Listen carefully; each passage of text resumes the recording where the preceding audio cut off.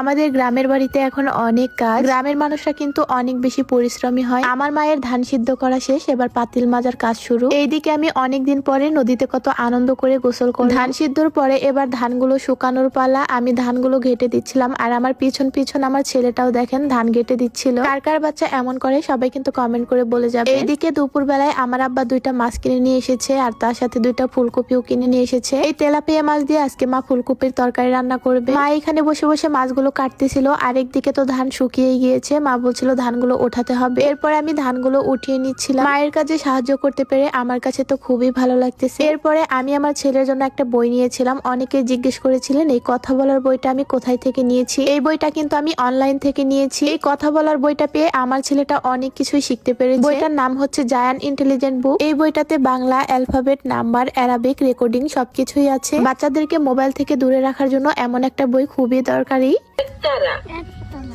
এতে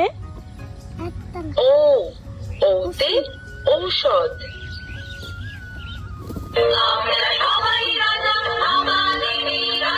দীর্ঘ দীর্ঘতে উষা।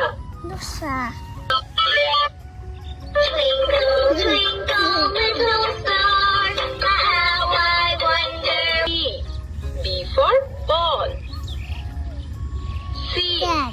C for cat. ألف باء ألف باء تاء ثاء تاء جيم حاء قاف دال. جيم. Where is the one? One কোনটা?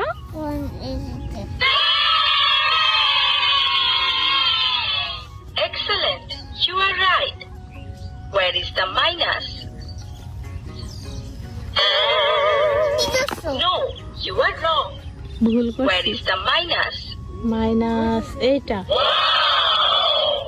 বইটা দেখে বাচ্চারা নিজে নিজেরাই পড়তে পারবে, তার সাথে লিখতেও পারবে। এই যে কলমটা দিয়ে কিন্তু খুব তাড়াতাড়ি বাচ্চারা লেখা শিখে যাবে। আমি আমার ছেলেকে এইভাবে হাতে ধরে ধরে প্রতিদিনই লেখা শিখাই। তার সাথে আছে জায়ান্ট ম্যাজিক ওয়াটার বুক। এই বইটার সাথে একটা কলম দেওয়া আছে, কলমের ভিতরে পানি ভরে এরপরে লেখালেখি করবেন। আর এখানে সুন্দর একটা দৃশ্য ভেসে উঠবে, বিভিন্ন নক্ষত্রের নাম উঠবে। এই বইগুলোর সাথে একটা রাইটিং ট্যাবলেটও নিয়েছিলাম। এই ট্যাবলেটে দেখেন কত সুন্দর করে কলম দিয়ে লেখা যাচ্ছে। যাই হোক, এই সবকিছুই আমি নিয়েছি মাল্টিপণ্য ফেসবুক পেজ থেকে। ক্যাপশনে পেজ লিঙ্কটা মেনশন করে দিব, সাথে আমি এখানে হোয়াটসঅ্যাপ নাম্বারটাও দিয়ে দিচ্ছি। এরপরে আমাদের বাড়িতে যত পুরনো জিনিস আছে সবকিছুই দেখেন বিক্রি করা হচ্ছে। হঠাৎ করে আমার এটার উপরে চোখ পড়লো। এই সিডিটা কিন্তু অনেক বছরের আগের, আজ থেকে 20-25 বছর আগের। এই সিডি আমার আব্বা বিদেশ থেকে নিয়ে এসেছিল। ছোটবেলায় আমরা এটার ভিতরে ক্যাসেট ভরে এরপরে মুভি দেখতাম। এই জিনিসটা যেহেতু এখন আর চলে না, ঘরে পড়েই ছিল, তাই মা বললো আজকে বিক্রি করে দেই। আমার তো সেই ছোটবেলার কথা মনে পড়ে যাচ্ছিল। সবাই আমাদের বাড়িতে টিভি দেখার জন্য লাইন ধরে থাকতো। এরপরে এই যে বড় বড় লাইট গুলো, এগুলো কিন্তু আমার আব্বা বিদেশ থেকেই নিয়ে এসেছিল।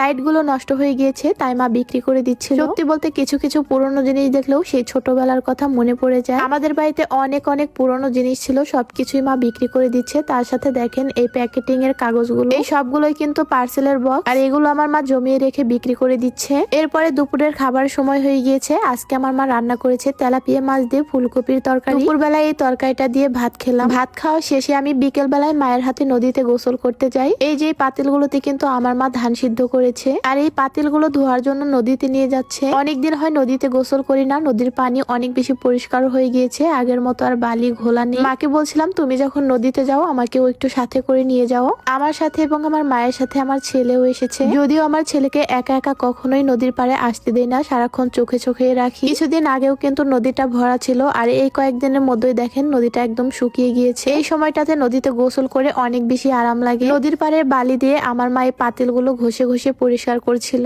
আরেকদিকে আমি নদীতে গোসল করতেছিলাম। অনেকদিন পরে নদীতে গোসল করে আমার কাছে তো খুবই ভালো লেগেছে। এই সময় আমি আমার ছেলেটাকে বলছিলাম একটু ভিডিও করে দাও বাবা, ও তো আমাকে ভিডিও করে দিল অনেক সুন্দর করে। যাই হোক, আমার ভিডিও আপনাদের কাছে ভালো লেগে থাকলে অবশ্যই একটা শেয়ার করে দিবেন। আজকে এ পর্যন্তই, আল্লাহ হাফেজ।